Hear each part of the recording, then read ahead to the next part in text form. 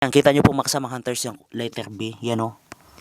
Ang letter B, kahit basahin nyo pa yan sa treasure code, ang meaning yan, box of gold. Itong nasa taas niya mga kasamang hunters, buhangin na. Yan, kitang-kita nyo po. Yan, lupa dito. Lupa yan. Pagdating nyo dito sa may dulong bahagi na ng tunnel natin, yan na, boom, tinamaan natin buhangin na may halong uling.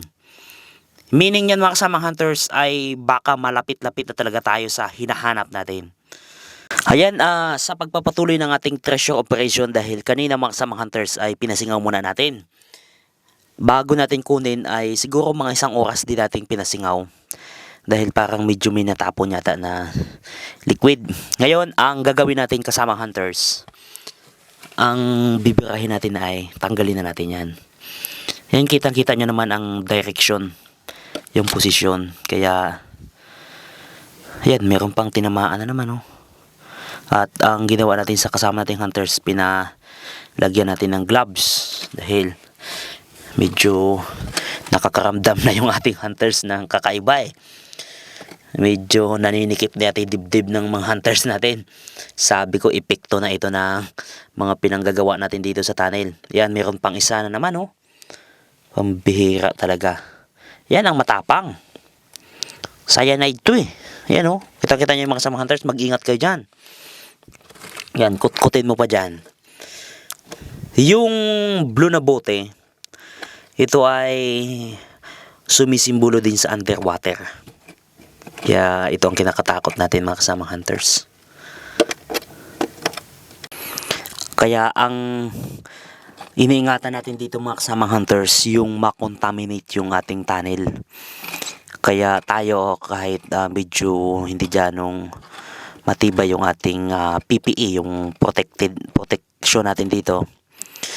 Pero ganun pa man ay patuloy tayong lumalaban sa operation na ito. Medyo risky at medyo delikado pero bahagi ng ating operation ito. Ang mga treasure hunters naman ay hindi maaarte. Talagang laban kung laban. Ang problema mga kasamang hunters, di ba, kinukut-kut natin. May isa pa tayong na hagip, yun o, yun o. Yan, kailangan itutot natin sa camera yan. Kitang-kita nyo po mga kasamang hunters, yun o. May isa pang bote na di natin sure kung saan nakaturo. Kasi kanina pinasingaw natin at ito naman, nung kinukut, balak na sana natin kunin. Ngayon, may isa pa. Ang gawin natin ay i-clearing mo natin itong taas. Ayun ang magandang plano niyan. Ngayon, kung inyong makikita mga kasamang hunters, itong mga blue na bote. Yan, kung inyong nakikita itong blue na bote. At naka-point pa paloob. At itong nasa taas niya mga kasamang hunters, buhangin na. Yan, kitang-kita nyo po. Yan, lupa dito. Lupa yan. Pagdating nyo dito sa may dulong bahagi na ng tunnel natin, yan na, boom, tinamaan natin buhangin na may halong uling. Meaning yan mga kasamang hunters ay baka malapit-lapit na talaga tayo sa hinahanap natin. Kukunin na sana natin kanina itong blue. Ba, may another position dun sa dulo, nakatalikod. Yeah, kunin mo dyan.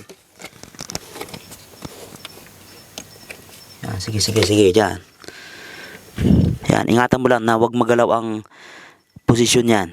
Mahalaga yan, mahalagang puzzle to sa ating team eh. Nagiging puzzle na dito sa dulo. May isa pa dun sa dulo, ano yung isa na yan? Blue? Yung blue na yan. Ay yung, yan o, bato lang ba yan? Yan, ano yan? Yan, tingnan mo dyan, yan. Petri dish. Kung dito kayo mga kasamang hunters sa loob ng tunnel natin, medyo matapang na talaga yung palapit tayo. At tayo rin ay nagsusuot na rin ng mga bota dahil medyo kumakati yung lupa. Yan ang pinakaingatan nyo po mga kasamang hunters. Once na nagalaw yung posisyon yan, yung direction nyo malalagay na sa langanin. Makukompromiso na ang inyong operation. Kaya yan o, tingnan nyo. Kala nyo normal lang na ilagay ng hapon, may meaning yan. Yung mga ganyang pagkakalagay, yung ganyang posisyon, yung ganyang mga tinuturo niyan, Kala nyo mga kasama hunters walang meaning yan, pero lahat ng yan planado. Kaya sa inyong treasure operation mga kasama hunters, sikapin ninyong huwag magalaw. Yung tinuturo ng mga buti ko saan nakaturo, saan nakatingin, mahalaga yan. Yan yung pinaka-essential. Kaya ingatan kung meron kayong camera, i-video, kuhaan. Dahil pag yan ay nagalaw, ang inyong operation maliligaw. Bagsak talaga yan. Once na sundutin mo dun si ilalim, yung galawin mo yung buhangin doon sa dulo, tutumba talaga yan. Delikado talaga tayo dyan. Kaya yan, ipin-down natin yan ngayon. Kasi baka bagsakan niya itong mga buti na itong hindi pa natin kinukuha. Ang gagawin na lang natin mga kasamang hunters, kunin na lang muna natin itong buti. Kasi hindi natin sure, sabi ng ating hunters, hindi natin sure baka kung habang kinukutkot natin yan, bumagsak itong sa gilid, madamay itong nasa itaas. Yan, madamay ditong sa taas yung bato na yan, bumagsak.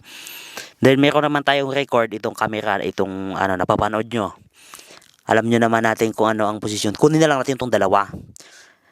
Bago natin kunin yung isang blow, pin down mo natin itong nasa taas. Okay, kunin na natin yan. Yan, ingat. May sulat sa puwit. Wala. Ano yung nakalagay? Pakita mo dito sa ating mga hunters. At nang makita ng hunters yung ating ginagawa na operation. Wala, malinis B. Ayun, B. Box of gold. Box of gold yan. Ayan kita nyo pong mga hunters.